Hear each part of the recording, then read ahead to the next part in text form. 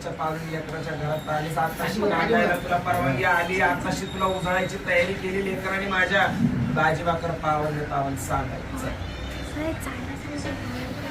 चल धडधडीत बोल. आनंद आहे का तुझा? आनंदी आनंद. आज केलेला आहे बोली बघताना सर्व पावन आहे ना. सगळं जे घरामध्ये खेळखंडोबा चाललेला तो सगळा धंपला.